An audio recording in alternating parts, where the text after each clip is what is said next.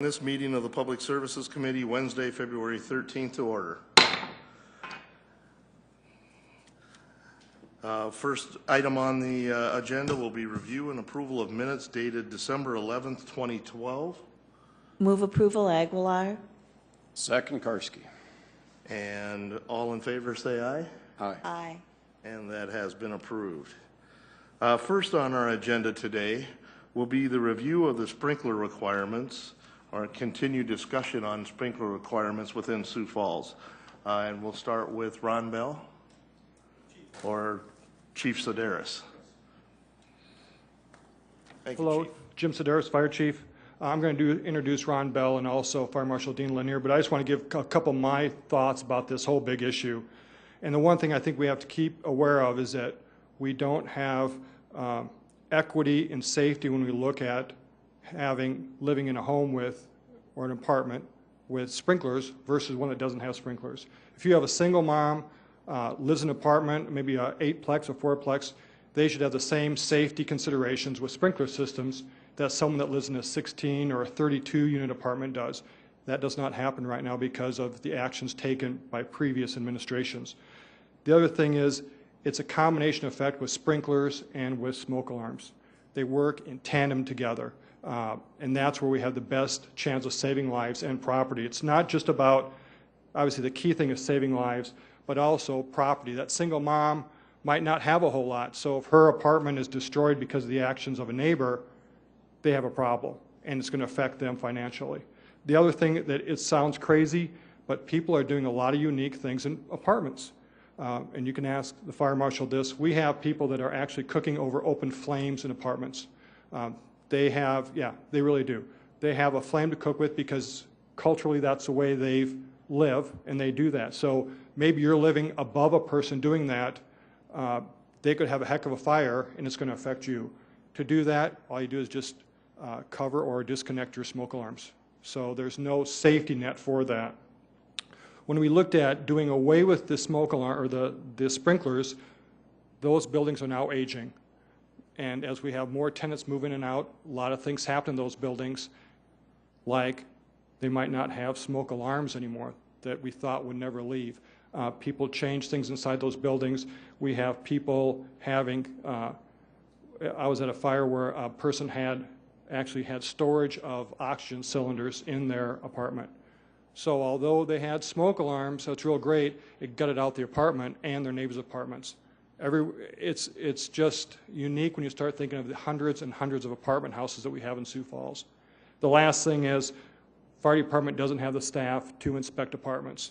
We got through inspecting most of the apartments, and we're trying to triage them, but we do not have the staff to inspect apartments. We should, we don't. And we've already talked to HR and the mayor about the possibility of hiring 2 more inspectors just to cover the apartment issue because we can't get into those apartments, including Fourth Amendment rights of search and seizure that people do not allow us into apartments. So we need that benefit too. So it's the equity, it's saving property and lives, the age of the buildings that we're now seeing, and also we don't have the staff to do it. So I'll turn over to the Fire Marshal Ron Bell or answer any questions you have, but this is a serious issue that we're going to set the tone for the safety of those lower income residents. Anybody living in under a 16-plex unit apartment, you are right now setting the standard for the next 10 to 15 years, and I wish you'd really take it. It's just not a simple matter, but it's a serious matter for us. Thank you.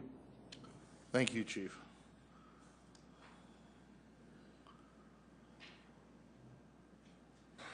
Good evening, Ron Bell, Building Services. You'll recall when we adopted the 2012 International Building Code, we maintained the same amendment concerning sprinklers as what we've had for 3 previous code change cycles. I thought I'd give you a little bit of history for sprinklers. This goes back a long ways. When I started, the City of Sioux Falls had a sprinkler ordinance that was outside the scope of the National Model Code. It was a requirement of 4 or more stories and 20,000 square foot.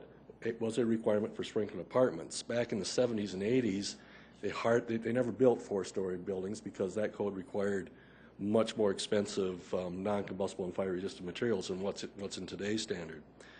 But I recall, like the Babinski apartments, where you have a 6,000 square foot floor area, 3 stories high, what we got was firewalls. So there was firewalls that was put in back then. Back in 1988 was the first time that the National Model Code, which at that time was a uniform building code, had a provision for sprinkling 3 stories or more and more than 16 units. And in 1988, it was chosen to amend that out back to our previous ordinance, and we also did that in 1991. In 1994, we went 2 code change cycles. In 1994, we chose to adopt what was in the National Model Standard. So we have had this requirement since the 94 building code. In 2000, when the I-codes came through, there was another slight change that occurred to that, and it was, instead of 3 stories, it was 3 levels. And we had a couple of multifamily, high-end multifamily structures that were like about 12 units that had 2 stories and a basement that ended up getting sprinklered because of the 3-level requirement. So with that, in 2003 was the major change at the national level. And that was to say that all Group R occupancies, that includes motels and apartments, were simply sprinklered. And at that time, based on the fact that this was much more stringent than what we've had, just like what we did back in the late 80s, we did the same thing. We chose to sit it out a code change cycle to see what the criteria was. In 2006, we brought the issue to the administration at that time, and we were directed to maintain the same 16 units and 3 stories. In 2009, we actually met in front of one of these committees. And what came out of that committee was a recommendation, do not pass, but I was directed by the administration to stay with the 3 stories and 15 units. So now we're at the 2012. We went from 2003, 3 code change cycles, will be in our 4th with the same criteria. And what has happened on the national level is the rest of the country has adopted the requirement for sprinklers in apartments. So the real issue that staff has is that we're going to have a level of safety in new construction residential occupancies that is not going to be at the level as the rest of the country. Just to give you a little bit of background, since 2004, when the 2003 code was adopted, we have built 3,866 apartment units in this town. And I just went back the last 3 years, and it's probably not the absolutely correct way of determining how many are sprinklered and how many are not, going back to 2003. But the last 3 years, it was 50-50. 50% were 3 stories or more, they got sprinklered, and the other 50% were either 2 stories and not sprinklered or townhouses. So since 2003, we're talking around 1,900 units that could have been sprinklered. And to keep on going code change cycle after code change cycle, you're just simply increasing the odds that there's going to be a fire where if there was a sprinkler system in there, that sprinkler system could save a life. So that's really the crux of staff's position of it is time to change to go with the sprinkler requirements. Any questions? Any questions for Mr. Bell? Councilwoman Just Birkenbach? a clarification, Ron, 49 of 50 states now have this for multi-housing? All 50 states have adopted. Municipalities in all 50 states have adopted the International Building Code. Okay. There's a number of states that have statewide codes. South Dakota doesn't have one. Okay. But those states that do have a mandate to adopt a statewide building code, it is the International Building Code and all the sister codes, the fire codes and residential and so forth. Okay. Thank you. Councilman Karski? What we're talking about here are buildings that have 2 floors, basement, including a basement, and 16 or less units, correct? What we're talking about is a building that has 2 levels. 2 levels. 2 levels. So it could be 2-story slab on grade. It could be single-story with the basement. Okay. But once you put that basement with the 1st and 2nd story, you're into sprinkling based on the ordinance that we have. Now, we've adopted all the codes as far as firewalls, that type of thing. Is that correct? Sure. Okay. If there were to be a fire in a unit that is built to current code, how long would it take for that fire to spread to another unit based on our code? What's the idea? What's currently in today's standards are any separation of a dwelling unit, whether it's a horizontal floor ceiling assembly, 1 hour. Any separation laterally from dwelling unit to dwelling unit or dwelling unit to corridor is a 1 hour fire partition. So a fire would have to be burning pretty hot for an hour to spread. But that's dealing with the fact of holding that fire within that fire resistivity at the floors and at the walls and at the ceiling. If there's ever any penetration that breaks through, it could go through a draft stop. And you could have an attic area, for instance, that may only have a plywood draft stop, which is still consistent with a fire partition criteria to extend through. But yes, the criteria for passive fire resistivities is based on 1 hour horizontal assemblies and 1 hour fire partitions at a minimum. Okay. Can I add something to that? And that's a great point that you make. But the last fire fatality we had, which was I think in December, unsprinklered building, once that fire, if we're looking at apartment houses, almost all apartment houses have decks. Once the fire vents out that deck, and it doesn't take long to break open or burn through the windows, the fire rolls out and rolls upstairs. So imagine a deck, 2-story, fire here, it rolls up, and already it's in the upstairs apartment. So although we can contain it, once we look at breaching that, like Ron said, through a window or the patio doors, which are common, then you're going right upstairs to a deck. The deck upstairs starts on fire, and now you've created a bigger fire than you had.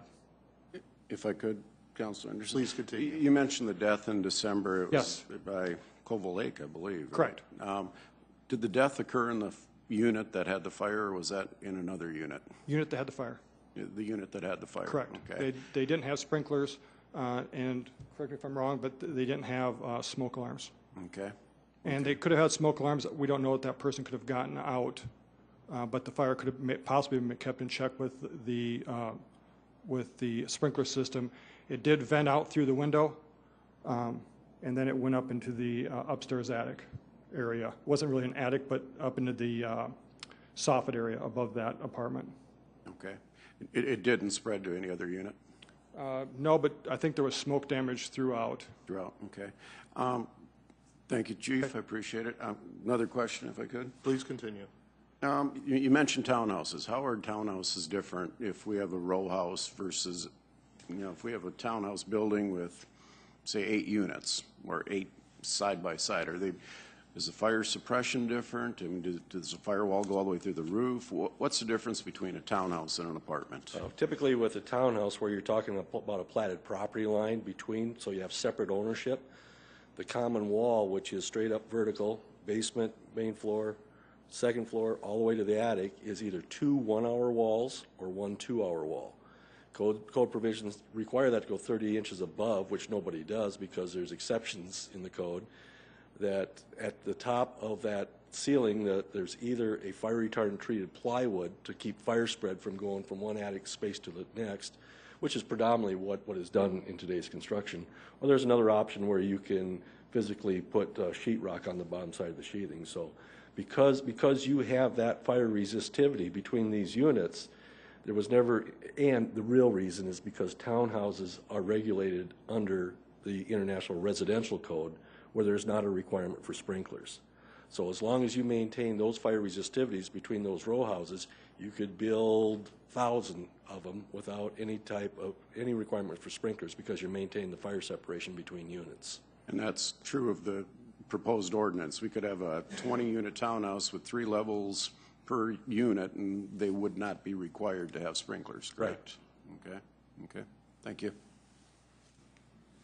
Councilor Offenbach? I just had a clarification from the chief, please. Something that you said at the end of your presentation. I'm sorry to make you jump around, but just trying to follow through the conversation. Something you said at the end of your presentation is that you don't have enough staff Correct. to inspect apartments. We haven't inspect apartments for, and you can ask Dean the number, but we didn't start really aggressively inspecting apartments until roughly 2011, which means we haven't been in a lot of apartments. Our inspectors have not been because we do not have the staff in it. We just have never done it previously. I think it's really important we do that.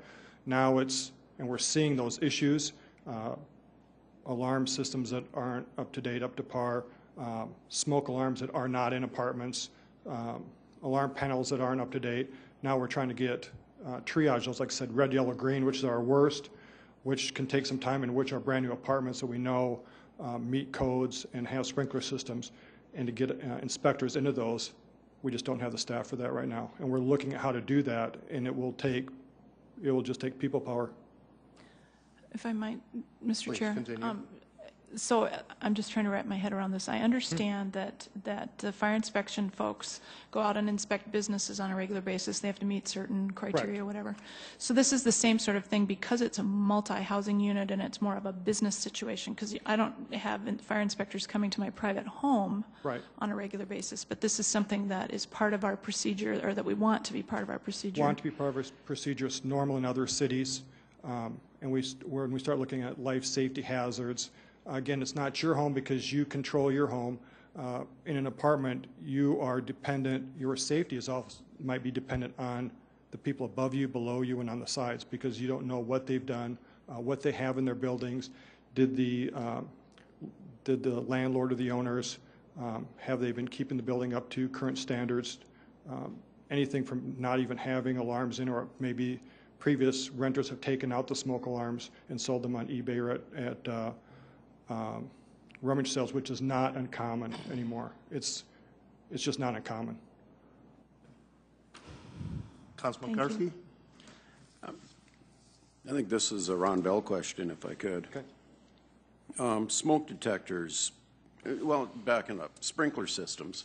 I know they have to be inspected, certified, I think, annually. You have to have pressure checks on them, that type of thing. Is that? This is the Dean Lanier question. Okay. Yes, sir. They do. That's all correct. And that's required as part of the codes that you're presenting here? I mean, somebody couldn't just install one and turn it off? No. Installation of it will require the follow-up inspections and annual maintenance. Okay. Do these current codes then do anything like that with smoke detectors or central station alarm systems, where if a smoke detector, kind of like in the bathroom of an airplane, if you disable it, you're going to set off an alarm, anything like that? What we're trying to do through this process, not only through the sprinkler provisions, but also through the inspection process for apartments, is ensure that those buildings are provided the minimum level of life safety inside of them. Yes, we're trying to ensure that that occurs. So if we, in this building code, if we required that smoke detectors be there, that they be hardwired, and that they have an alarm if they're disabled, wouldn't that be a lot more cost-effective than a sprinkler system? It is a consideration. Something to give serious thought to. That model has been followed in larger cities. It's something to give serious thought to. Okay, thank you. Any other questions from the committee? Dean? Can I ask Councilor Karski a question? Sure. Councilor Karski, could you go farther with that? Who would get the alarm then? If I'm in an apartment and I disable that hardwired, who gets the alarm? The landlord? Well, typically you have all sorts. We just passed an alarm ordinance. We have a lot of companies in town, several companies in town. Who would it go to? That's a reasonable question. I haven't thought it out that far, but these questions came to me. I'm just trying to understand where you're going with the conversation. Good, thank you. Yep. And if I can continue then, Councilman Karski, thank you for bringing that up. That was something that, as we were looking at this ordinance, Jim David actually brought up a couple ordinances. St. Paul is a city that requires all commercial, residential, or multi-housing that they have to have a fire alarm or a smoke alarm hardwired into the building. And I think that is a great ideal, and it's something that I hope we look at in the future. Okay, let's see. Dean, you took my fire there from me. So right now, what other things could we do if we didn't pass this sprinkler ordinance? What other things could we do to increase safety in multi-housing in Sioux Falls as far as fires? Well, I apologize. First, Division Chief Dean Lanier, Fire Marshal for Sioux Falls Fire Rescue. I think there are a couple of different models that we could follow. I have opportunity to talk with Minneapolis's Fire Marshal, Omaha's Fire Marshal, Fargo, as well as Rapid City, and we have often conversations about what works and what's not working. I have prepared some slides for you today that I'd like an opportunity just to go through briefly, and maybe I can answer some of those questions that you have through this short presentation. Why sprinklers? Fire code does not guarantee outcomes. It's something that we really have to wrap our minds around, that there is nothing that guarantees an outcome. Average loss in Sioux Falls is about $3.5 to $4 million of real property every single year that is gone. Every single year we lose $3.5 to $4.5 million. That's a good year for us. A bad year for us is more like $7 to $8 million. Communities around the United States that average between 150 and 158,000 people should have a fire loss of closer to $8 million every single year of real property. So it's something that we're doing well at, but it doesn't mean that it's something that we can't improve on. There has been a myth that has been proposed and kind of forwarded that we can fireproof buildings. In my 25 years of fire experience, I have never seen a fireproof building. We can build it out of concrete, we can build it out of steel, but every single building that we go into, we're going to bring a fire load with us, just like what we have in this chamber today. We have furniture, we have wall finishes, we have carpet, all of which will burn at the right temperature. So to imply somehow that we have built more safe buildings, well, the fire code and the building code have advanced over a number of different years, but in turn what we've done is we've brought in different fire loads. So our couches burn differently, our chairs burn differently, our furniture burns differently, and our carpet burns differently.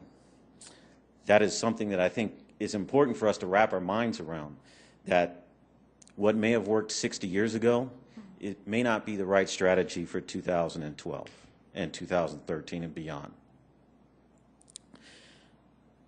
The fire code provides us this small phrase in the beginning of the fire code, and I've highlighted the red portion to kind of draw your attention to. What is a reasonable level of life safety and property protection? The fire code does recognize that there are hazards that exist. We have hazards inside our homes, and it tries to provide a minimum level of life safety and protection. That means that we already understand that there's no way to fireproof our homes and the places that we live. We're just providing for the minimum level of life safety. This is an unsprinklered bedroom. It does do a very good job, I think, of outlining for us. Hopefully I can get the slide to run.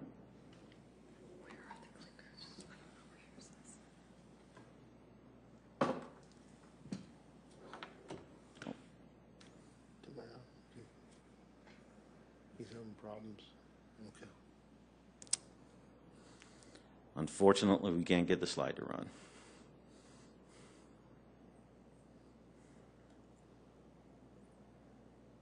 Okay, we can bring this back to you at a later time. Probably around the community, you've seen fire prevention and fire rescue. Every summer, we provide a display for both USF as well as Augustana. We actually have a burn room that we set on fire. We allow it to burn for a number of minutes, and then we finally put it out. What this video would have shown to you is the differences in fire temperatures inside a single room with just a bed, basic furniture in it. After a minute and 30 seconds of burn time, the temperatures on the ceiling are in excess of 1,000 degrees, and the temperature on the floor is already above 180 degrees. It is non-tenable at that point after 1 minute and 30 seconds. No one will survive being in that room. The second slide that I was going to show you, the video moved along, was a second room that also, the basic same experiment was conducted.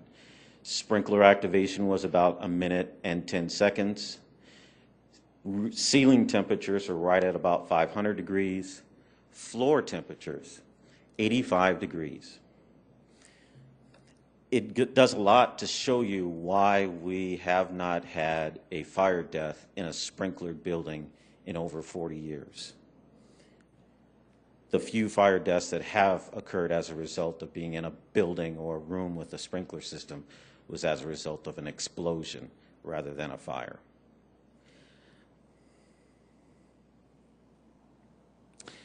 This is the statistical trend over the last 30, 40 years, since 1978. The number of apartment fires continues to grow. Statistically, the trend lines, as we grow and as we extend and annex further out, we will experience probably a correlation of fire activity within our city. So it's something just to get your mind wrapped around of where these numbers are at as we grow and we continue to build somewhere in the neighborhood of 130 apartment units this year, where our fire activity is likely to lead us. This is simply a two-shot screen of an unsprinklered versus a sprinklered apartment room. The shot to your right is as similar a cause and origin that I could possibly find. Simply, it's just a kitchen fire, unattended cooking. The picture to your left, same exact cause and origin. The only difference between those two is the presence of sprinklers in the picture on the right. Today we have quite a few guests in the audience that were invited to be a part of this discussion. We've got architects, home builders, fire protection engineers, sprinkler contractors, and designers to try to put some context to this issue if you'd like something added by them. But if you have any questions, I'd be more than happy to try to answer them. Any other questions from the committee at this time? Okay. I think we're going to move to public testimony. So if you have, if there is someone here who would like to make testimony on the proposed ordinance, now would be the time to come up to the podium, please.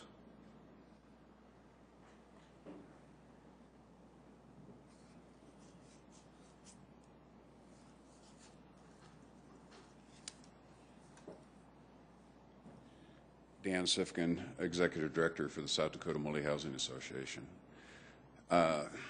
First off, last time you saw me up here testifying to the City Council, I was telling you Ron Bell and Fire Marshal should be applauded. I mean, they're doing what we've hired them for. However, there's a lot of moving parts to this. I was kind of aggravated in the beginning trying to get my head around this because I kind of approached it from the same process that the fire marshal did. Let's take a look at a building, a certain size, what's that going to cost? And I turned around and looked at my members and said, here's where we're at. And then we discovered, well, nope, that all depends on where's the fire main. You know, how far is the underground got to go, things of that nature. And that's why when I testified before the City Council, I fell back to the fixed cost, the monthly cost, or the annual cost, if you would, of the fire inspection. That's going to run in Sioux Falls between $150 and $175 annually. But then you've got 2 phone lines coming into the building, things of that nature. And we then looked at that and said, okay, it depends. Is it an apartment that's 3 units, 4 units, 16 units? Where do we get that? In the time that I had to prepare, it was really difficult to be able to come to you and give you this is where we feel we're going to be. Having said that, it's easily going to run between $35 additional per month passed on to the renter, up to $100. It all depends on the situation, the building, the outlay. We're looking at some of the historically low vacancy rates. We have a lot of upward pressure on rent right now. Some property owners, when they develop, even though it's not required, they're sprinkling. Because when I ask the question, well, why are you doing that? Because the sprinklers save my property. Smoke detectors, smoke alarms, they're life safety. And then I've put in lights and emergency lights to be lit down the hallway to get them out. So I go a little extra. Others choose not to do that. Part of that's the market. If you take somebody moving into our city that, and I get these emails all the time, I have $300. I need to find a place to live. Help me.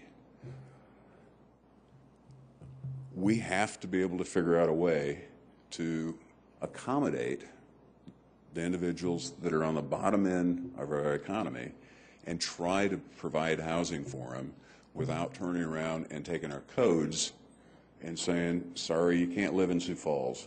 You just don't make enough. I think we really need to study this, look at it 6 ways to Sunday. We've got experts within the community that we can sit down and figure out exactly what it is that we would do if we added additional sprinkling. Likewise, Councilman Karski, you had a real good point. Townhomes. The reason townhomes aren't going to be sprinkled is because the state said no. They're considered residential. An apartment building is, the definition of apartment building is it's a shared exit. That's the only thing that separates the whole thing.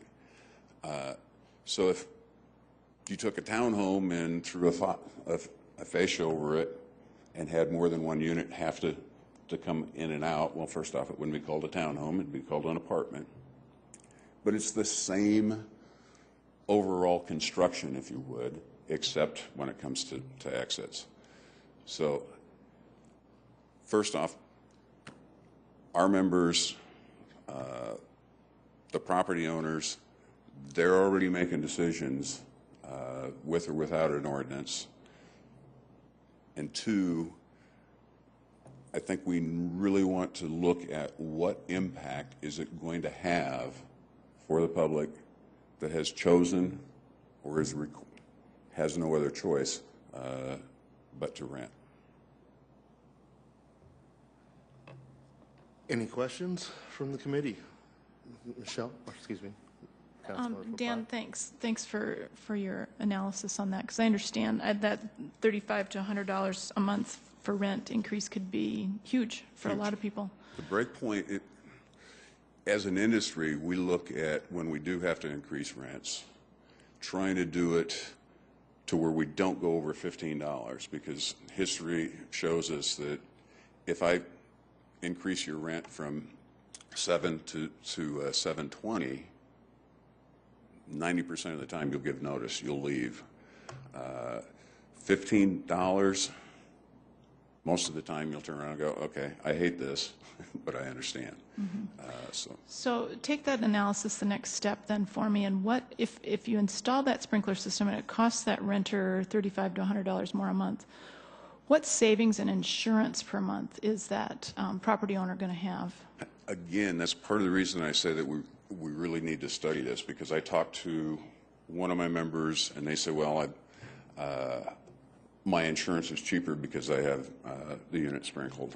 I talked to the next one, and they're like, I got a building over here, built the same year, and my premiums have went up. And when I asked my insurance man why, the answer was because of the amount of claims due to water damage.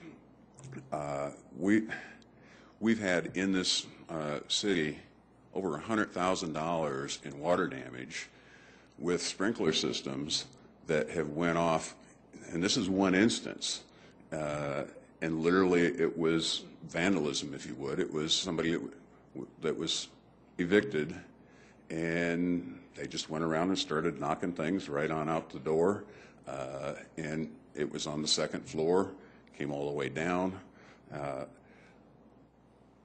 Also, what I've been told is some of the changes in designs, something to do with the outdoor, with some of the latest sprinkler systems. Sometimes if it gets too cold, then you actually have pipes break on the top floor and have water throughout the units.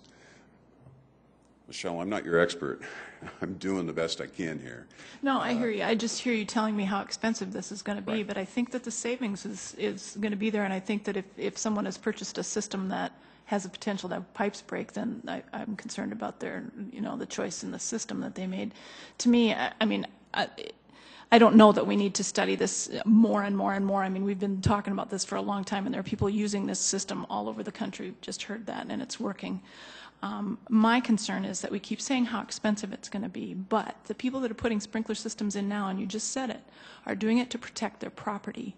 There must be value in that sprinkler system if those folks are already doing it. And so I struggle with, throwing the numbers around and, because I think there's more to it than that. And I get that. What I would have liked to seen the fire marshal do is come forward. We did inspect thousands of units during 2012, and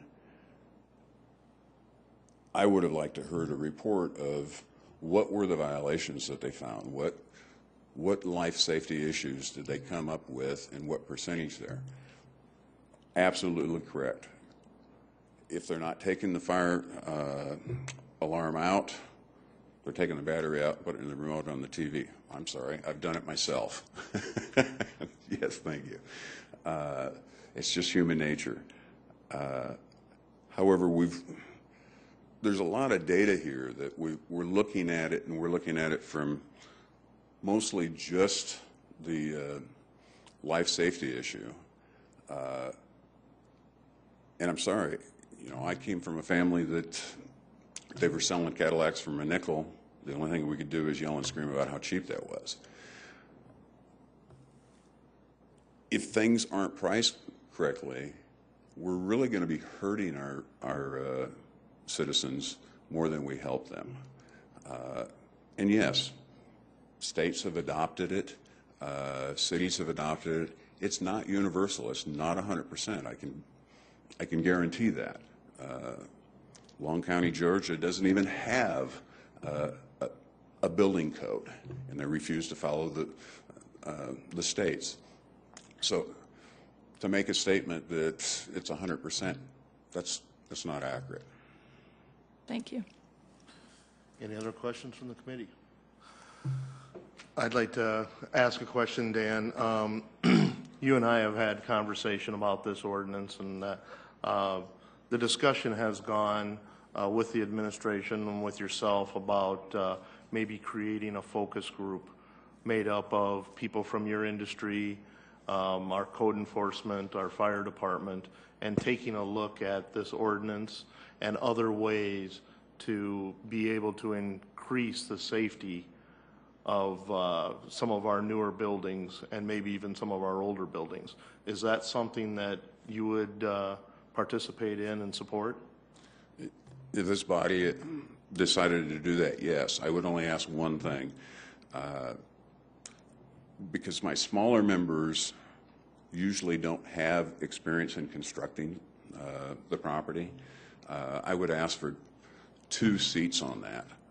And I would recommend that Don Clausen, who currently sits on one of the city's commissions set on there.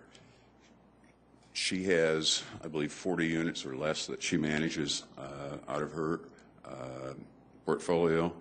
And then John Byrie, who has quite a bit of experience in doing the construction and being the general contractor. And so that way we would get a balance between those two owners. One from, John's putting up buildings that are larger than 16 units, so he's sprinkling and understands the cost. Don, not the case. So I think we'd get a really good overview from the two sides of where we would go with that. Thank you, Dan. I would also ask that somebody from the Home Builders Association sit on there so that, again, we can keep the whole debate and conversation honest and get our best data. Thank you. Thank you. Any other members of the public that would like to testify at this time? Sir?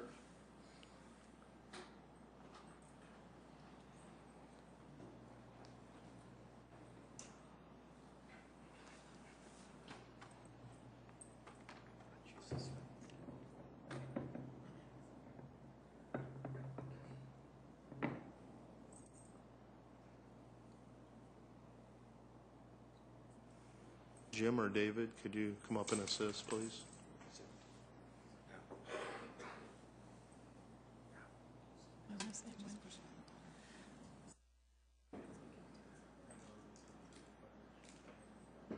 Can I just talk loud enough so I don't need a mic? Or Try this. Test.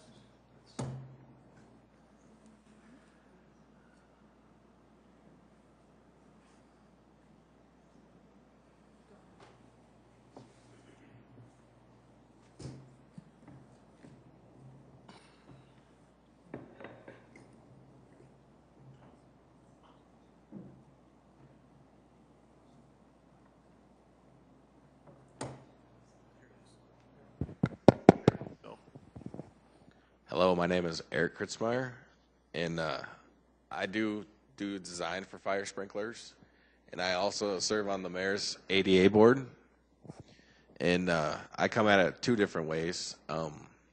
First of all, a lot of these people that are renting these apartments throughout the city are in situations like mine, in wheelchairs or elderly, and they can't get out in a minute. As you've seen in those pictures, what happens to an apartment when it starts on fire. So that's the one thing I come at it with, is it's a life safety issue, and like they said, you don't know who lives on top of you, below you, or beside you. You're trusting them with your life, where you could come up with these fire sprinkler systems and really save lives, first of all. As far as the cost for the underground and that kind of thing, coming into a new building, you're already running a water line for the water. So right on top of that, you can throw your fire line right next to it. So it's not costing you any more for the digging. It's just the cost of that pipe to run it in the building. And I just think it's a good idea and to save lives, because we've seen in this town just lately how people have perished because they don't have fire sprinklers. And I know some of them are in houses, which this doesn't deal with. But in apartments where you're dealing with other people that you have to trust and you're paying to live somewhere, you should feel comfortable and safe about you and your property and not have to worry about your neighbor to, you know, keep up on everything and not do anything stupid to start the place on fire. And with that, I'll take any questions. Any questions from the committee?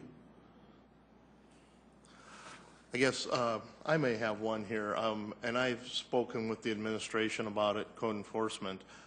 Right now, you said you design sprinkler units? Yes, sir. I've been doing it for 15 years. In Sioux Falls, what's the requirement for an installer for installing sprinkler units? Does you have to be a plumber or?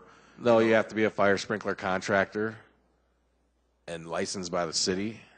And then the city also requires that you have either someone on your staff that is NICET level 3, which is, or fire engineer registered, you know, that you can stamp drawings.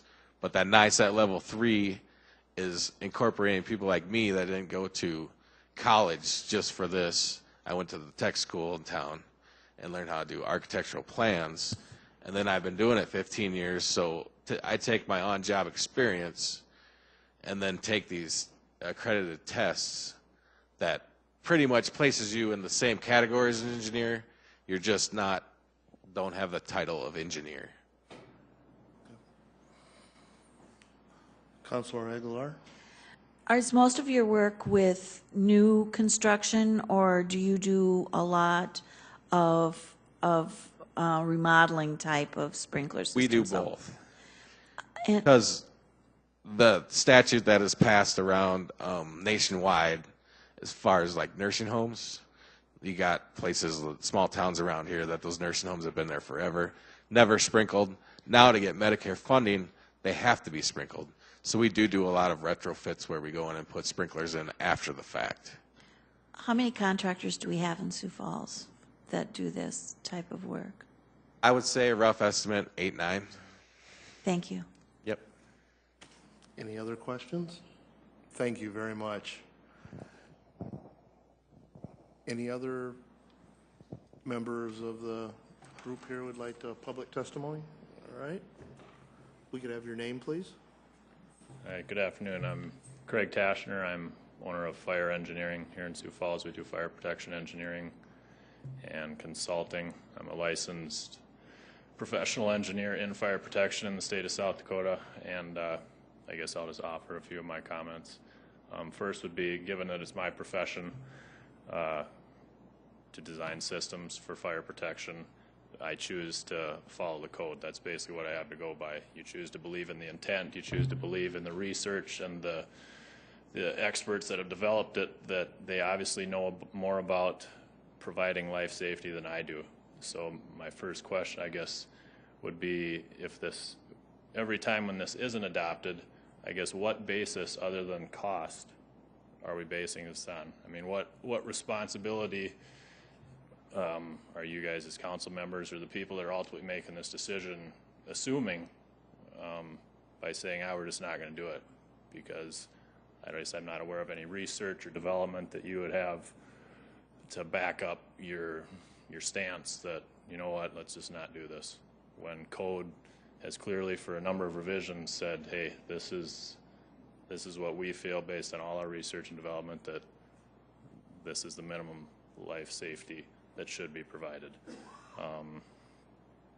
I guess one thing that hasn't been mentioned, and I know I got it in an email from Dean, is he outlined a lot of the trade-offs that when you do sprinkle apartment buildings, a lot of these separation requirements, you know, you talk about 1-hour requirements, those don't go away, but they get reduced, all these draft stops and attic separation. So it's, in the end, it's not just a one big ticket add-on to put sprinklers in apartments. There's trade-offs in the building side that offset it, and it ends up being somewhat of a cost-neutral add to your building design. And I guess too, as I look around this room, most of us are able-bodied individuals that in the event of a fire, with the exception of individuals like Eric or my brother who's in a wheelchair, I have 2 small kids. If I'm living in an apartment, it makes me nervous, knowing the code and understanding the intent that if it's not sprinkled, I don't know any of these other people. I don't trust them. And whether or not you hope the smoke detectors will work, I mean, suggestions like you made of somehow interlocking all the alarms so that when one gets disconnected that an alarm will be sent.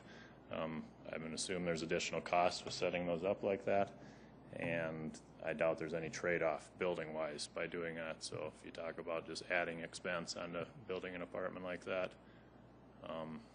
there's no trade where at least sprinkler offers some type of gain on the building construction side of things. In regards to freeze detection or freeze issues, with the majority of these systems will be wet systems, which means the systems are all filled with water right up to the sprinkler head. There's little thermal elements, so when a fire starts, only the head that's near the fire goes off, and it's not the whole building that gets doused with water and soaked, which you're probably all aware of. But a lot of these systems, it's very small piping.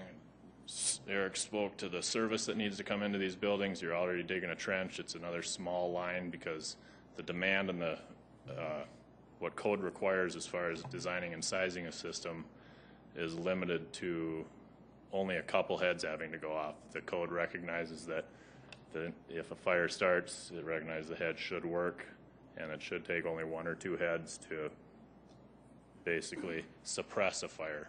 Nothing in code says that these systems, a sprinkler system, is designed to extinguish a fire, but it suppresses it. 99% of the time it extinguishes it. So I guess just understanding that it's additional costs, but obviously you've got some trade-offs. And back to the freeze protection, there's sprinklers that are developed that do not have air in them. You can make them up to 4 feet long that extend back into heated spaces that only fill with water when that head goes off. So there's a way to prevent that. There's, when you mention tampering, there's sprinkler heads that are developed that hide the thermal element. They don't allow you to get at it to just tamper it and break the bulb. And I guess my question to that, if somebody wants to go through and cause a bunch of water damage by hitting sprinklers, you could go to the upper story and plug the bathtub drain and just let that run too. I mean, there's other ways to have water damage if that's going to be your intent, I guess. Sprinklers is an easy access, I guess, but it's not the only way. And I guess with that, just listening to everyone's conversations, those would be the items that I just wanted to bring to your attention, I guess. And I'd be open to any questions. Any questions for? Okay, thank you very much. Thanks. Any other public testimony? Discussion with the committee? Councilor Legler. One of the things that keeps running through my head as we start talking about costs is, you know, I understand that rent is, with many people, the largest part of their income that they're paying out. However, you know, again, those that can afford it get sprinklers and those that can't don't. I mean, are we setting up with the haves and have-nots? I have some experience with having to retrofit a sprinkler system. I'm on a house corporation for one of the sororities at USD, and we had to retrofit the house that was built in the 1930s. And one of the things that I learned through the process was that there are, you know, different companies and varying costs, but we were pretty much told who we had to go by, you know, the design and whatever from the national organization. But what we found since then is that the companies right here in Sioux Falls do a great job, and they also, as far as those yearly inspections and the like, they're more cost effective than some of the ones nationally. And you know, it was a difficult decision money-wise, but it didn't end up being as expensive as what we thought in the beginning. And I guess I go back to, it does bother me that we're looking at it mainly from a cost factor and, you know, looking at it as to those people that can be the most vulnerable, I guess. And so I would also ask, would you please remind me how we left it? We passed the rest of the ordinance. Did we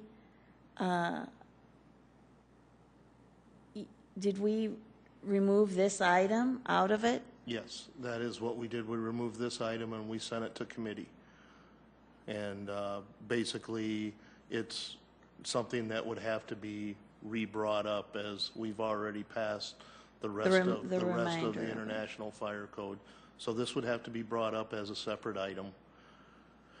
And that's why I've sort of made the suggestion about a task force to let the professionals who actually interact daily to sit down and hash this over, to come up with a recommendation back to the committee to take to the council. Because I have questions if we brought this back as it sits, or as we pulled it out, that it may not pass. And as we look at safety issues in that, I wanted to make sure that we had a good discussion about this issue before we made any decisions like that. Councilman Karski? I'm sorry. A lot of good compelling reasons to sprinkler 2 to 16 units. Could use the same argument to sprinkler any residential house when it comes right down to it. And, you know, the argument about protecting all people equally, I understand that, but people make choices too about where they live. If they want to rent an apartment and they're really insistent upon having a sprinkler system, I think they're going to look to see if it's sprinklered, and if it's not a concern to them because they're able-bodied or whatever, that's a choice they make. We are talking about, you know, if we want to talk about it just on a dollar basis, I have met a young lady who's got $300 a month to spend on rent, period. And it's hard to come up with that $300. So it does be, I mean, it is a price issue, and you don't want to put, you know, what I'm going to pay for rent ahead of, you know, my family's safety, but sometimes it is a choice you have to make. You know, having a place to live versus having one with a sprinkler system. Mr. Siefken talked about some contractors build them because they want to build them that way. And to me, it comes down to that choice. Why not, if those that want to build them that way, have them build them that way. And those that don't, I leave that up to them right now. It is not universal. A lot of municipalities have this, and a lot don't. Just some observations on my part, I guess. Councilor Urfenbach?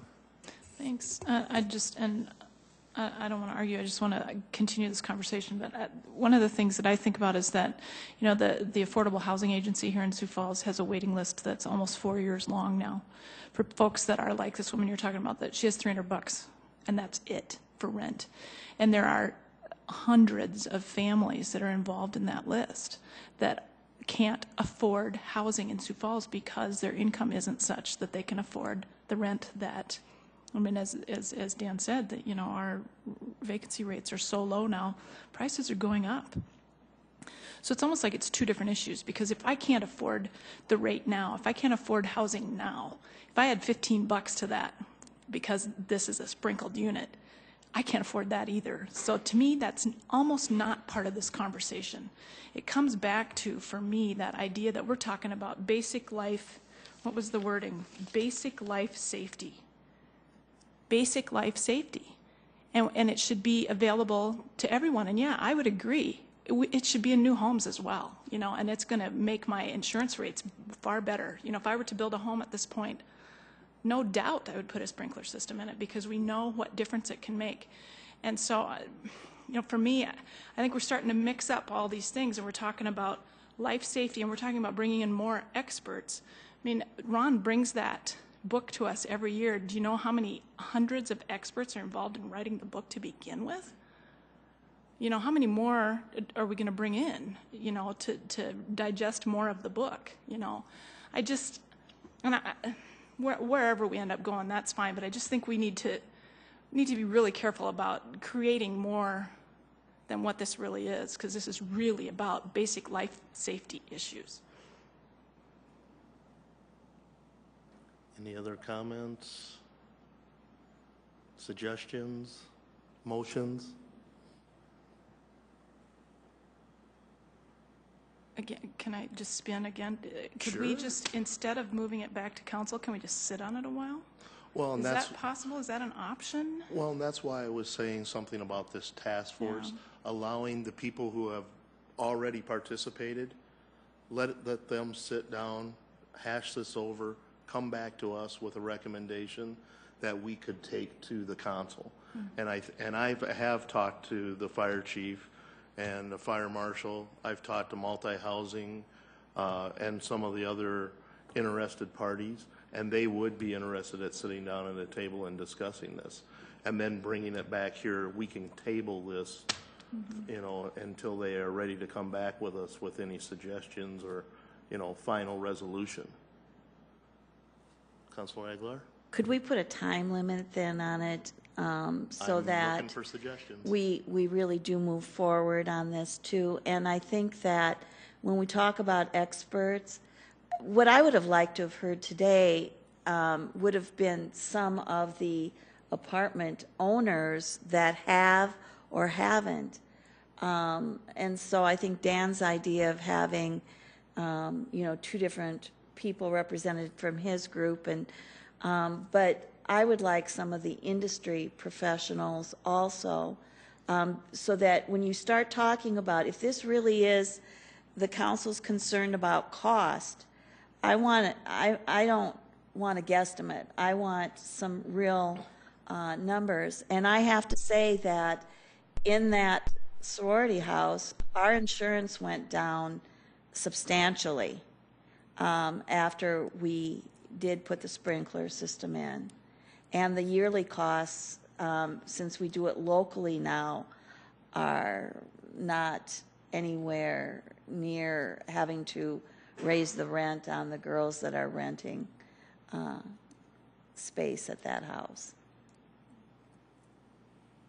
And I think that's something we could probably ask our clerk to do, or if we could find someone in the insurance business. Do we know anybody, though? That we may be able to, you know, pull some of that information down too. And I think that's a good ideal, is that we get our arms around this whole issue for the city of Sioux Falls and come up with a resolution that will work for our city. 6 months? Can we get it done in 6 months? I was hoping sooner than that. Oh, okay, all right, okay. But, Chief Lanier? Do you have any suggestions on a timeline for this? I think we can solve the issue with the not only the folks that are here, but probably pull in some other additional folks to. While I understand you want to keep a group small, that there are different interests involved in this, that it's also a good idea to make sure we have a comprehensive umbrella that incorporates more than just a fire view or an engineering view. I'd also offer the idea of having our community development folks that deal with low-end housing to be a part of it as well. I think April or May might be a. May 14th would be the count. I was thinking May, the May meeting, bringing back some findings. Certainly. A motion then from the committee or comments? I would move that we form a task force, and that we ask that they return in May to present their decision to this group.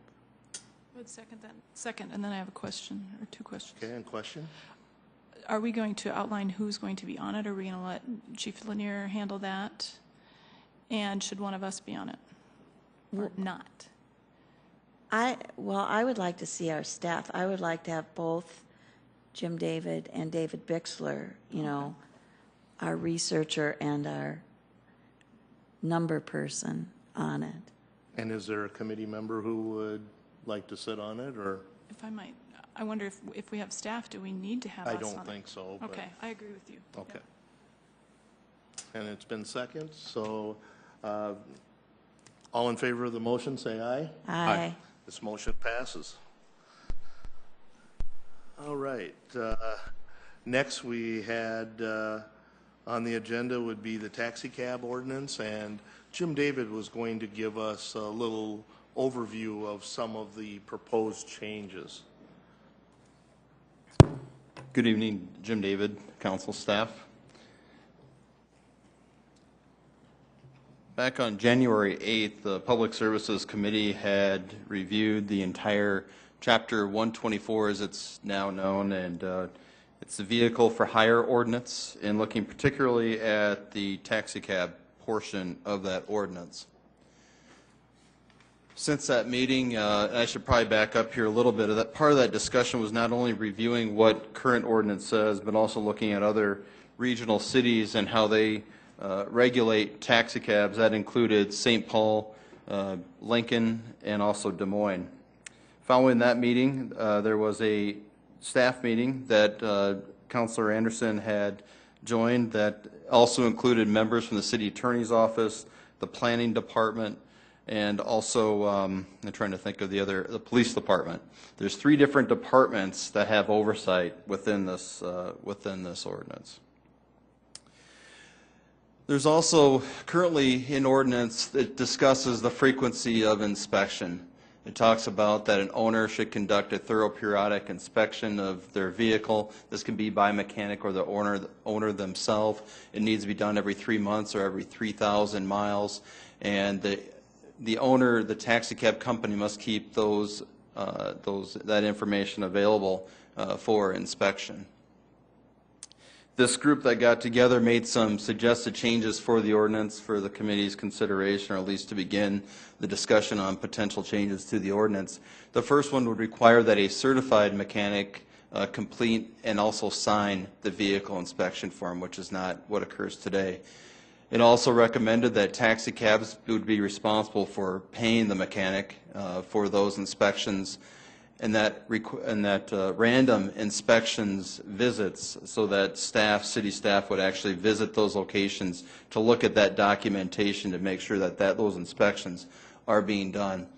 Also, there were some items on that inspection form to add on that are to be inspected. That includes taximeters, seat belts, and things of that nature. Here is the current vehicle inspection form as it now looks. You'll see here at the very end, we do have a mechanic name and phone number, or an opportunity for that to be filled out, but no signature of that mechanic. Also in the ordinance, there's language that discusses a surcharge that's available for when gas increases or it decreases. And a taxi cab company is required to submit justification to the planning department for when they do that. From discussions with planning right now, that is actually not occurring. They've probably heard from 2 taxi cab companies. What we're suggesting is that planning be, and we visited with Mike Cooper on this, that we remove the planning department from this ordinance. He was completely fine with that, and there's only 2 departments that are responsible for this. But this particular item we would reassign to the licensing specialist. Instead of requiring that the taxi cab company send a justification form, the licensing specialist would send out either semi-annually or quarterly what they are allowed to charge. They would actually state what the surcharge amount is and that they would initiate it. Other suggested changes would be a penalty fee for failure to renew on time. There's a current contradiction in ordinance. It defines a taxi cab is or the maximum fare is based upon 5 passengers or less, but a taxi cab is defined as 7 passengers or less, so that's probably a simple fix. Amend some of the subjective language. This was at the request of the City Attorney's Office. Amend the subjective language in 124.062 that leaves the total decision-making on whether a driver meets qualifications to the police chief. What we would add is just basic guidelines that the driver needs to follow instead of leaving it subjectively to the police chief.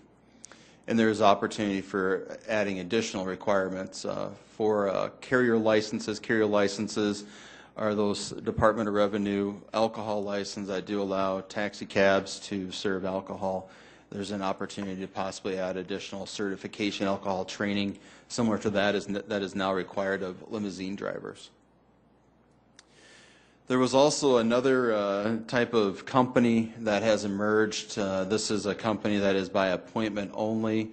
It is not, they're not using a taximeter, and so the thought is, at the request of the City Attorney's Office, to define who they are.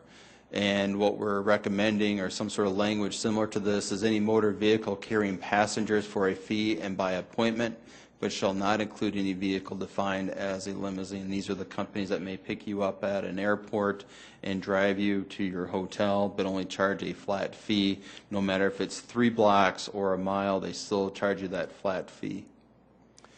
We also would recommend that a rate card that is conspicuous, that the passenger can see to make sure that they're being charged properly, that there would also be penalties laid out for violations of the ordinance, and that a fraud complaint hotline be available for those passengers if they feel that they've been defrauded. Happy to entertain any questions. I do know that there's taxi cab companies that may also want to talk to the committee. Any questions for our clerk? Okay. Our operations manager. Operations manager, okay. With that, thank you, Jim. Do we have any testimony from our legal or police department on this? Anything that you would like to add before I go to public testimony? Okay. Is there any public testimony to this ordinance? Anyone like to make any comments? Or?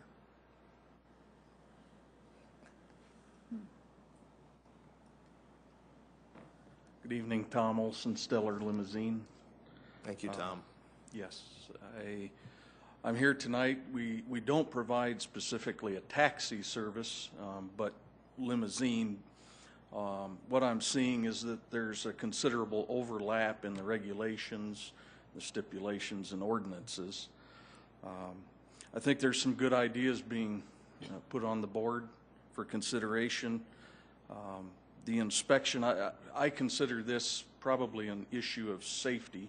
I'm assuming that's what everyone is looking at, of those passengers, the drivers of the vehicles.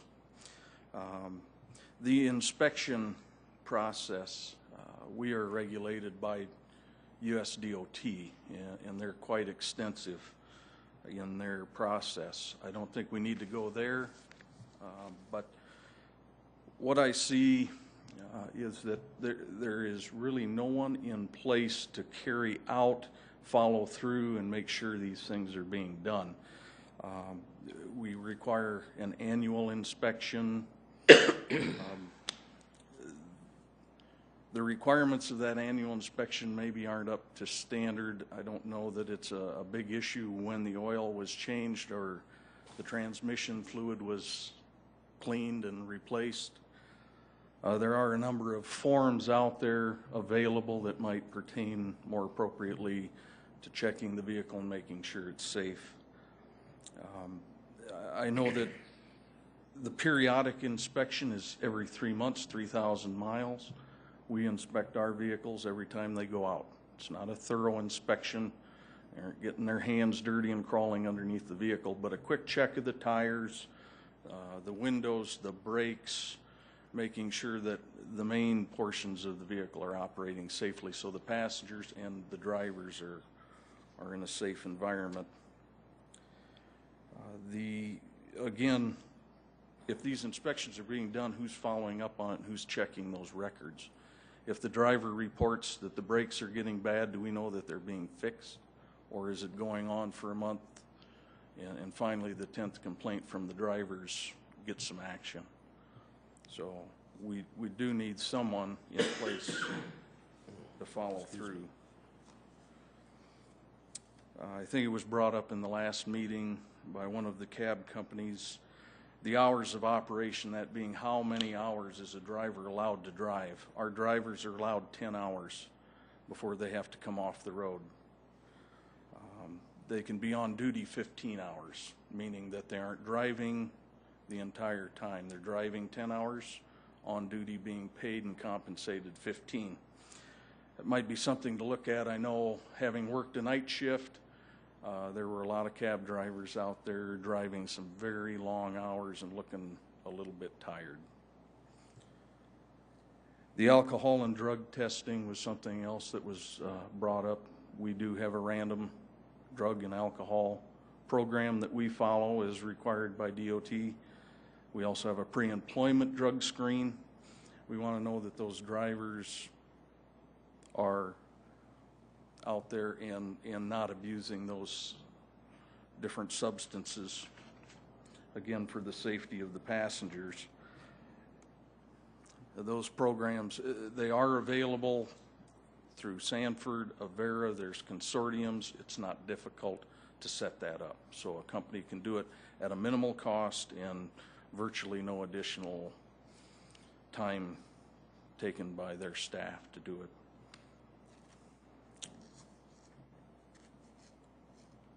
I know that the police department, we license all our drivers with the city. The driver for hire license each year. The application is fairly basic. It does cover a considerable number of things, but unfortunately the assistant chief who's placed with the responsibility of approving or denying those really has minimal guidelines. Through my studies, I've found that several municipalities have in place factors, no DWIs, no aggravated assaults, no fraud. There are specific guidelines in place to help guide the individual held with that responsibility in denying or approving.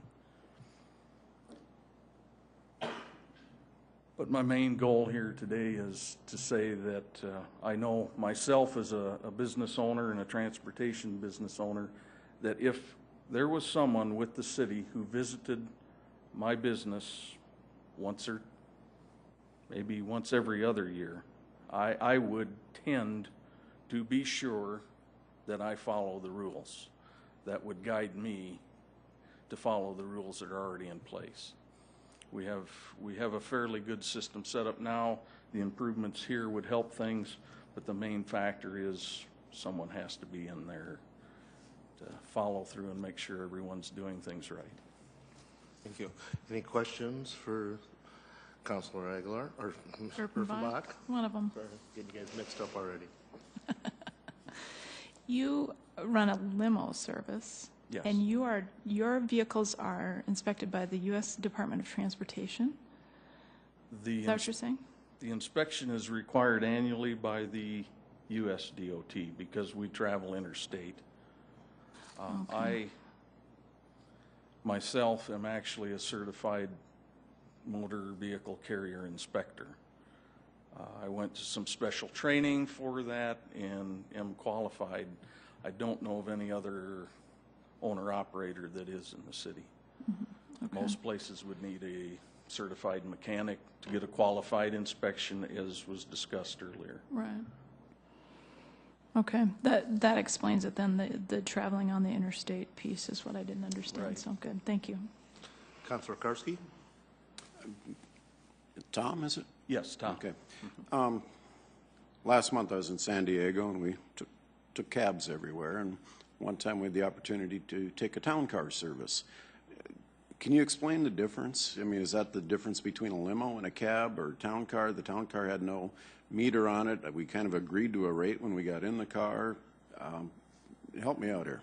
Right. In most municipalities, what you see is a separation. A cab cannot be dispatched by radio in most municipalities. They call it a corporate or black car transportation that is dispatched through radio or other communication by a prearranged request for service. So that's what happens in most places. That's not necessarily what happens here.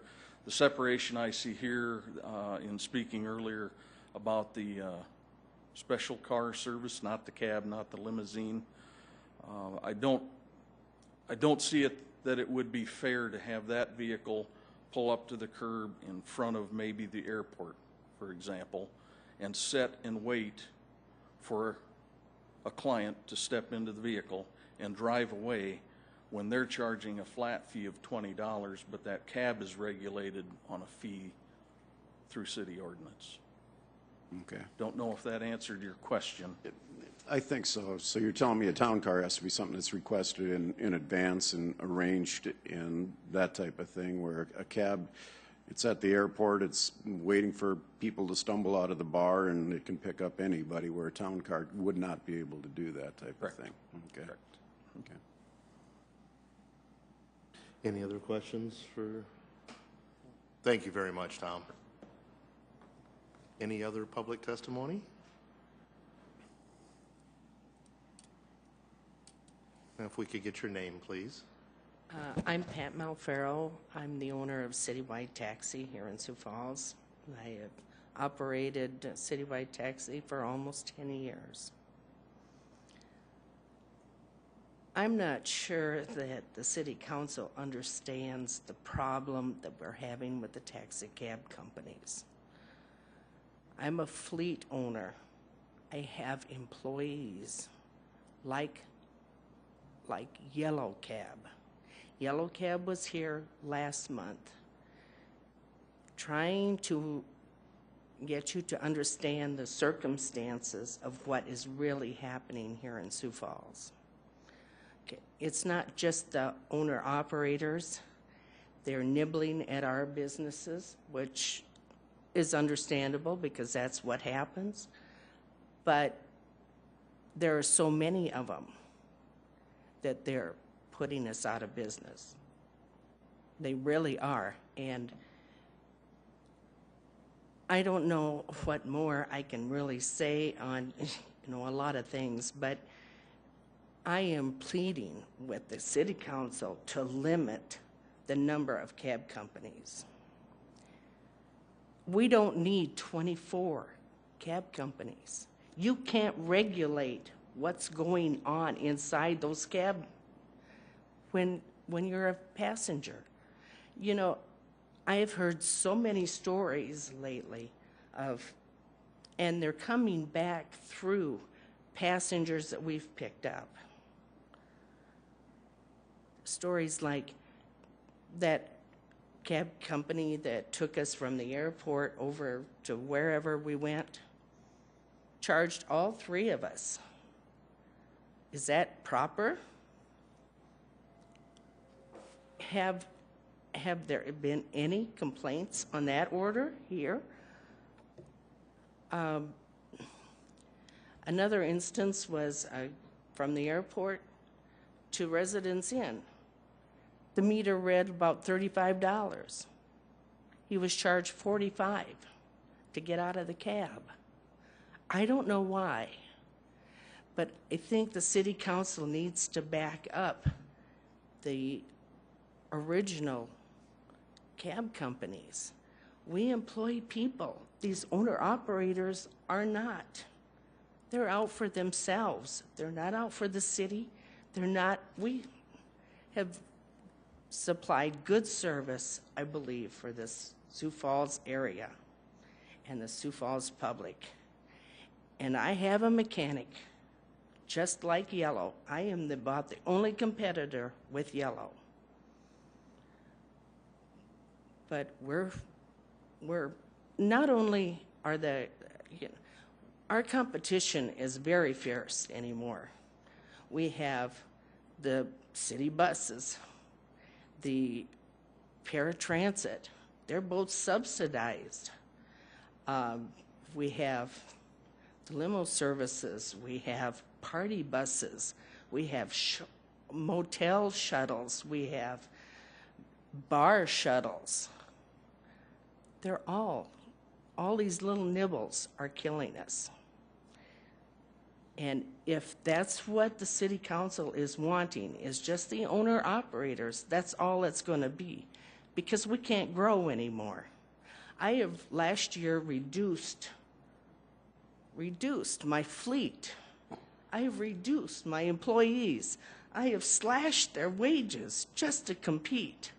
I can't do it anymore. And I'm not going to be doing it this year. I have set a goal. Once the busy season is over, we're done. I can't compete like this anymore. This is just completely wrong. adding more people so that you can check all these taxi cab companies isn't going to solve the problem or the real issue. The real issue is there's just too many cab companies here in town. For the number of people, our customer base is limited. Almost everybody drives, or they know somebody that drives. So our customer base is small. It's not the whole adult world in Sioux Falls. I was planning to go DOT also, and there are a lot of regulations that you need to do that. And I had been planning to drug test all my people. In fact, I had started at one period of time. So I'm trying to keep everyone safe. But I can't do this anymore. And I'm pleading with the city council to help us out, back us up, because I feel like you've left me out in the cold. I worked for John Morrell for 19 years, and they told me when they let me go that my job was going over to India. I saved a lot of drivers and put them to work. And now it's almost the same thing. And if I have to tell my drivers that they'll be done shortly, this is not good. This is not what I wanted to do. I am proud that I got to supply jobs for these people. That's about all I have to say. Thank you. Thank you. Any questions? All right. Thank you. All right. Comments from the committee? Well, another. Okay.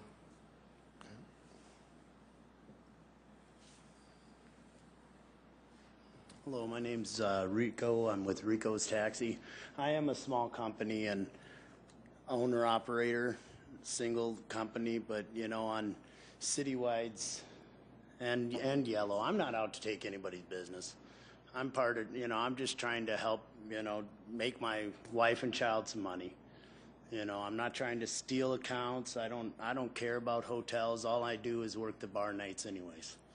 And there's enough drunks out there in Sioux Falls where you can have 25 cabs at Bucks on a single night and they'll still be wanting more. And I think for me, you know, I'll follow whatever regulation there is as far as the inspections. I think with the other guy that mentioned before, you know, if you go to one single place in Minnesota, when I was, you know, in my 30s, they had a thing where you had to go in, everybody had to go in order to get a tag, they had to go and get their inspection done. And if that needs to be at a general location, I think I'm all for that because then everybody's under the same regulations.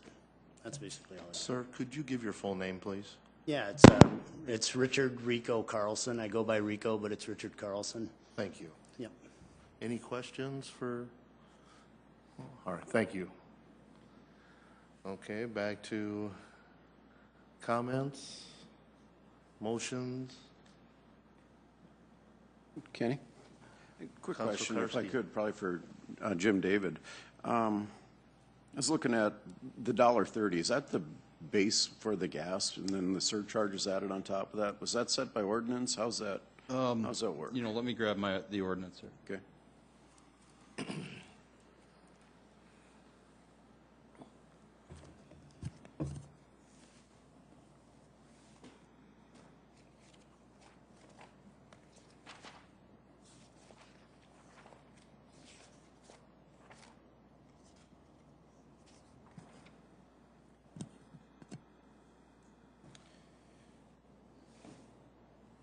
It's on page 7.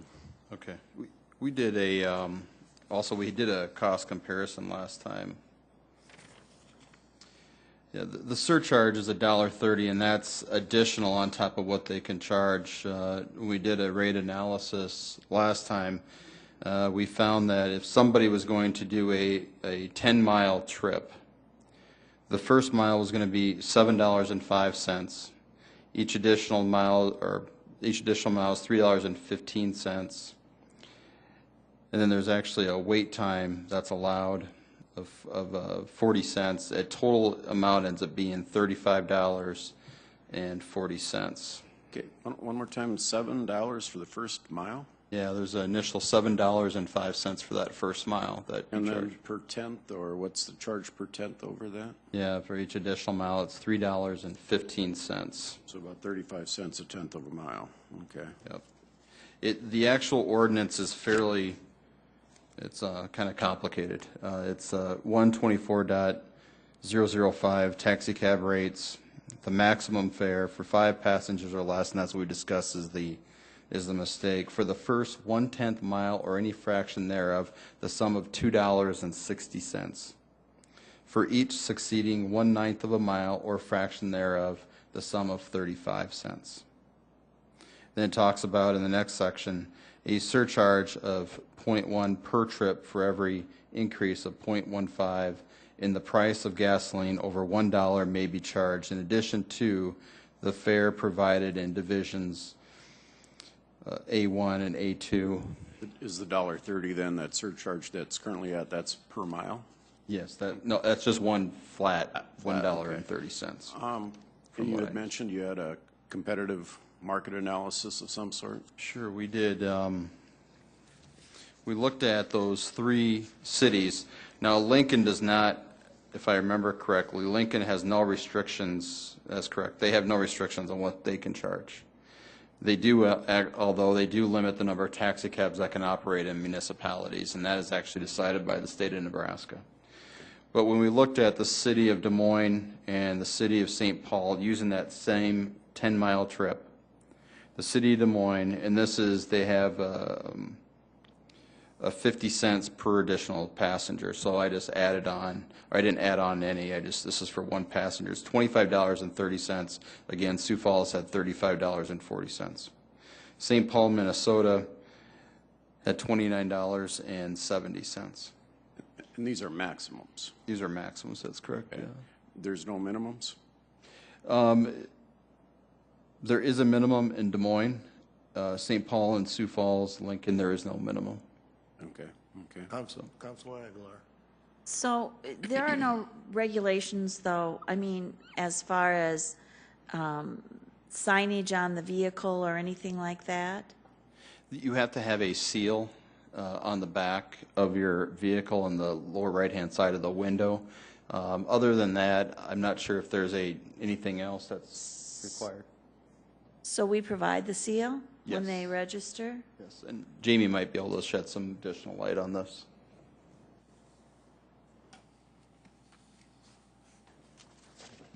Jamie Palmer, licensing specialist. This is an example of the seal that is supposed to be in the lower left-hand corner of the rear window. This one doesn't have it, but it has a number that I keep track of on a business license that I provide them. And the second page outlines, if they have more than one vehicle, it outlines that this specific tag needs to be on that specific car. So if they have several, I can keep track of what car should have what tag, so if there's any issues. So Jamie, could you give us the number again of how many we have licensed in Sioux Falls? And limousines are different than taxis, aren't they? Yes.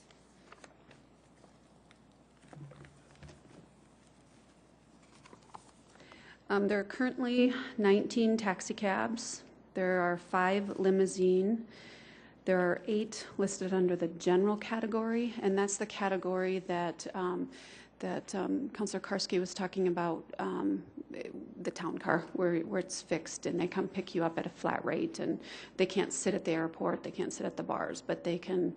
A lot of people use them for prearranged parties, or that they have a flat rate that they're agreeing to.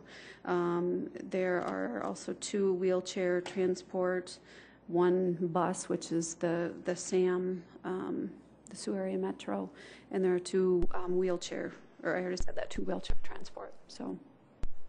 And right now, which ones have to have the meters in them? Only the taxi cabs have to have the taximeters. Just clarify that question in terms of the number of taxi cabs, 19 companies or 19 cars? 19 companies, and some of them, I was trying to add that up, there's probably about 9 that just have one vehicle that they operate. A couple have 2, and then you have, just for example, of Yellow Cab that has several vehicles that they license, and they have to have tags on all of their vehicles. Okay, now there's a chart. What's the chart? Tell me, Jim. This is the actual numbers? This was actually the numbers that we presented last time, so it is off 1. But you'll notice here there's a difference between the number of owners. We have 16 owners in Sioux Falls, but 18 companies. It's because some of the owners duplicate the number of companies. And this is the increase. And I in the conversation I had with Jamie, I think I remember 7 of these are brand new in 1 year. If you see the number 18 here at the time when this was presented, 7 or 8 of those were brand new companies, which meant that, you know, doing the math right, you know, 6 or 7 of those companies dropped, and then additional 7 or 8 came on board during that 1 year time span. Councilor Aguilar? When you did when you looked at these other cities, did you look at their ordinances in, how would you compare ours to theirs? Are we much less restrictive? Are we more restrictive? It's when it comes to drivers, looking at that comparison, we are very far less restrictive when it comes to drivers. When it comes to taxi cab companies, we're very less restrictive with them also when you look at those other cities. Did any of them have like what are they called, taxi commissions, you know, that look at? Yeah, there were regulatory bodies that oversaw taxis. In the ones in Des Moines, Lincoln, and St. Paul is the one that comes to mind. Okay. Any other questions from the committee? Well, not questions so much as just Comments, suggestions? conversation again. If we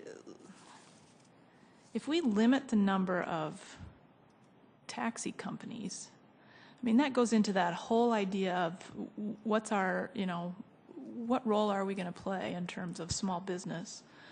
You know, I really struggle with that idea. But you know, I hear what the testimony we're hearing tonight, but I also hear that folks are making a living doing this, and some are not, because 6 or 8 of them are changing out every year. They're just not making it.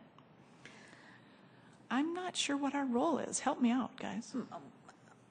Councilman Karski, if this is just a discussion, go ahead and we'll have an open discussion. And that's where I'm at, you know. Walmart moves to town, and, you know, the local hardware store, the small drugstore, I mean, is it our job to regulate that? I mean, I think in the interest of public safety, we do have to have standards when people get into a taxi cab so that they know that what they're getting into and who that driver is. But I struggle with regulating, you know, whether it be a minimum price or a amount of service that can be provided.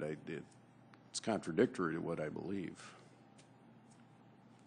I think that this reminds me a lot of when we had a lot of garbage haulers. I mean, and we had to, as a city, regulate standards. And through the standards themselves is what weeded out those that, you know, were going to provide the service that needed to be provided from those that, you know, were just looking to make a quick buck. I'm concerned about the standards, and I don't know that we need to regulate the number, but I think that we need to take a look at the standards themselves. I agree. And if I can comment on that, when we did the internal meeting with the police and the attorney's office, I think that was the way that the thinking was going also, and that's the route that we went. We were looking at the requirements to be a company, to be a driver, not trying to limit the number of companies. So I think that this was a good first step, but I think there's more discussion to have on this and to relook at the other ordinances that the other communities have and see how we can amend ours to make it even better. Councilman Karski. And I don't know if anybody here can answer this, but again, when I was out in California a few weeks ago, backing up, we had our meeting last month and we talked about owners that hire cab drivers, and then we talked about some that may be skirting the law a little bit by calling them independent contractors. When I was out in California, I found out that most of the cab drivers lease their car from the cab company. Do we have that going on in Sioux Falls? Anybody able to answer that?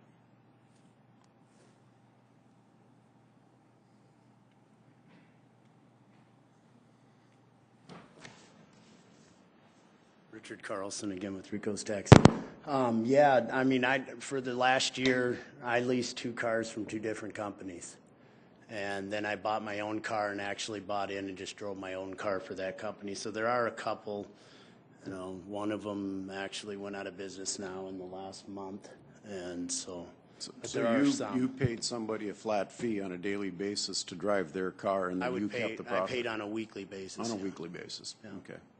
And then I paid in my sales tax to him, and then he paid the state and so forth, so. Okay. And then that's basically what we have to do as as owner-operators. It's the same ideal thing. And I had one thing I wanted to mention about the taxi, the differences in prices that you were mentioning, regulating that. I know in other cities, I was in Minneapolis because that's where I get my meter done. And they actually have clips that certain inspectors they'll put on, and it has a lock. Nobody can change it unless they go to that particular place and have it changed again, their prices. And that would be a suggestion that I think would eliminate a lot of people, because then all the prices would be known then. So. Thank you. That was something that was discussed in our meeting also. So taking a look at the meters themselves and making sure that those meters are working properly within the ordinance that's set for them also. But who would we expect to do the inspection? Not Jamie. I think that is the other part that we haven't really hit yet, and determining what departments, what personnel would actually oversee that. And that was the main problem I saw when we first started taking a look at this. There is no one inside the administration that actually enforces the rules that are set for taxi cabs. And I think it's such an important, I mean, it's not only to our citizens, but those people that visit our community. And we are a growing community, and I think it's time that we take a look at this and get it in order. Councilman Karski? And that's kind of where I was going to go, Councilor Aguilar. Kind of like we did with the urban ag thing, where, you know, it's a whole new area that, you know, we can't hash out here, and it's probably going to require an ad hoc task force of people from all levels or all sides of this issue, including the city, licensing and et cetera. I've been on one task force. I encourage you to do this, but I really don't want to do another one. In that stead, Councilman Karski, I will volunteer to lead a task force on this issue. I brought it back to the committee after requests from some of our cab companies here in the city to take a look at this. And I think as myself and Jim David to start, and then Lori Hogstead and some of our other administrative people took a look at this, we realized that there's some issues that definitely need to be addressed. And I think that the best way to start is continue with our internal committee, and then we can come back here at the next meeting and update you with more findings that we have, if that's okay with the committee. Could I add to it? Sure. And I think you were going to do that anyway, but I want to make sure that you understand I'm really interested in the drug and alcohol testing and in the criminal background checks for the drivers. I think that those pieces are really critical. That, I mean, if we're going to take this seriously as a public safety issue, those are things we really need to be taking into account.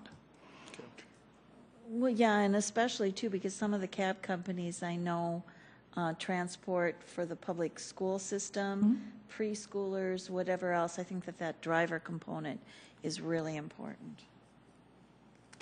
Thanks. Yes, Tom, we'll take one more comment.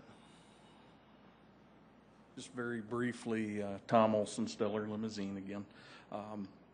I would ask, I know this is already a complex issue, and not to make it any more complex, but if possibly you would consider looking at those ordinances that specifically deal with limousines and party buses.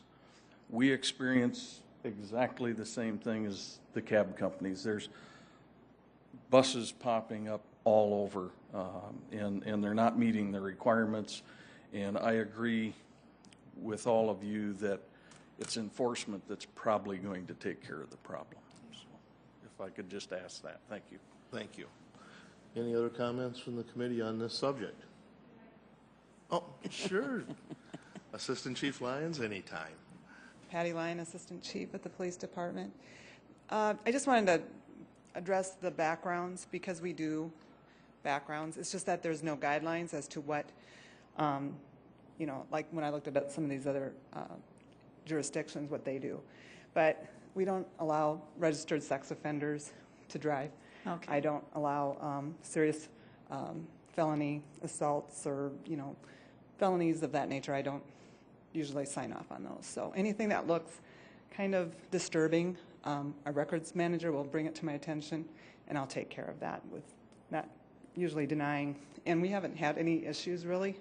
The 10 years I've been doing this, I can only think of a couple that I've denied where they were not happy about it, but once I explained it to them, they understood, and we moved on. So just to clarify that. Great. Councilor Offenbach? So what you're saying to us, though, I mean, you're using good common sense. That's great. Totally appreciate that. But what you're saying is there isn't a list that you go by. It's just your gut and the records manager's gut, basically. Correct. Well, we look at the file, and I'll just the background, the history, and if there's something that's disturbing, I won't sign off on it. Well, one of the things that I've been talking about on another issue is that we can't legislate for the people that are in the office now. I appreciate your common sense, and I trust you implicitly. Don't know who's next, you know? And so those would be the things that we need to think about, you know, in terms of making that list. So thanks. All right, so we have direction on this then, as far as we will continue to investigate and bring more information at the next PCS committee meeting. Great. Next is open discussion. Is there any topics for open discussion? I have one. We had discussions at the last PCS meeting on Project Trim. I had one gentleman who wanted to just give testimony on that, and I'd like to be able to have him do that now, since he sat through the whole meeting waiting for that.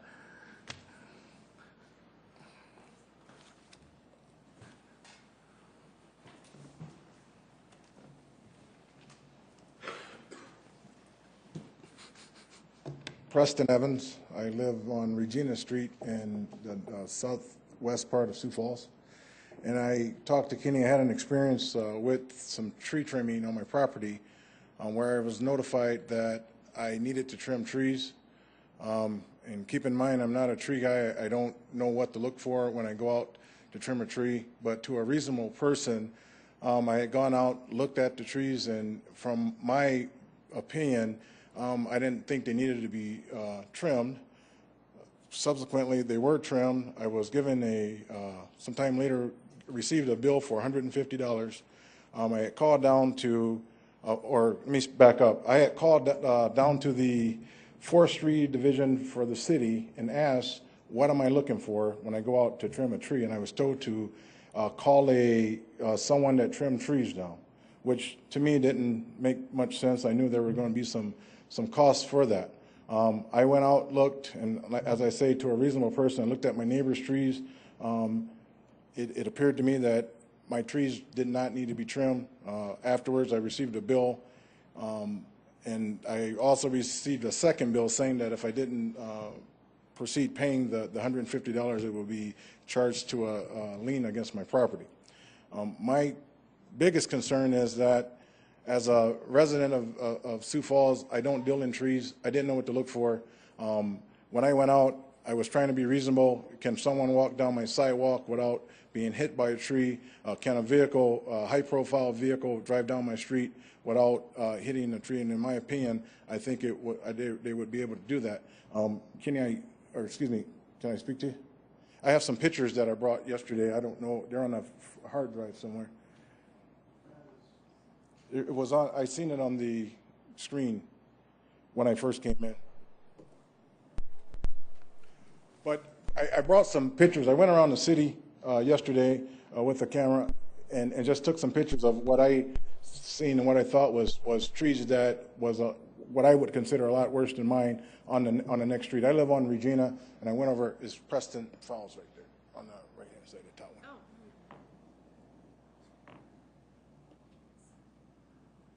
And please bear with my photography. I'm not a professional. But this view here, this is Regina. This view here is going toward my residence. And when I went out to look at those trees, those limbs were going toward the air or toward the sky. And I didn't believe they needed to be trimmed. The top one there is, I'm going to say 7 to 8 feet in the air. I didn't see where it needed to be trimmed. Yep, please. There is the view in front of my house there. They've already were trimmed. It looked the same to me as they did before they were trimmed. About 5 years ago, when I've been in that property for about 11 years, about 5 years ago, I was notified that I needed to trim trees. Though at that time, that limb was actually going out toward the sidewalk where a reasonable person would believe that, hey, that something needs to be done to those trees. Once again, that's another view. I'm just trying to give you more of a feel of what I was looking at. Can you go next? Thank you. One more. Thank you. Same trees. I got, all right. And that if you can see there, that one there is in my opinion, it would have been going up toward the sky. I don't, the one to the right there, I don't see where that one would have been a problem at all to a reasonable person. You can keep going. It's the same tree. I got some more. Thank you. You can keep going.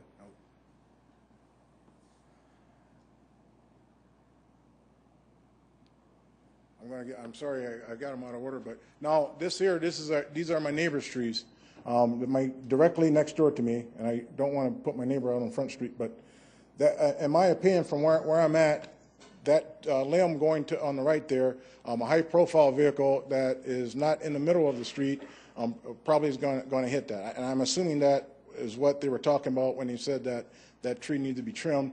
On the left side there, those trees there are over the sidewalk, but they're so high enough, you're going to have to be pretty tall or be carrying something pretty long in order to hit that limb. Yes, sir. Okay, I'm sorry. One of the other issues that you explained to me was due process. Yes, sir. As far as explanation. Excuse me, my mic's off. As far as due process, as far as being able to go in and speak to these people, could you give us a brief explanation of what happened then? Well, when I called down, and I apologize, I don't know the person I speak. It was in the forestry department. I was asking, was there a way to attest it? Is there due process? Do I have a way to speak for myself? And I was told that the only option I had was to basically pay the. And he was pretty cordial about it, pretty understanding. The only option I had was to pay the $150 bill, which I think in my line of work, due process, at least give me a chance to explain to me or let me explain what I seen as a reasonable person. And I understand that the city is going through this now, but if nothing else, I would like to recommend that when forestry department come out, either paint the limb or give me some indication that, hey, this limb here is going to be a problem. I mean, and I'm assuming that the majority of my neighbors are not in the tree business either. So, thank you very much. Thank you very much. We'll continue the discussion further. Thank you, Preston. With that, I want to thank everyone for attending the meeting, and this meeting is now adjourned.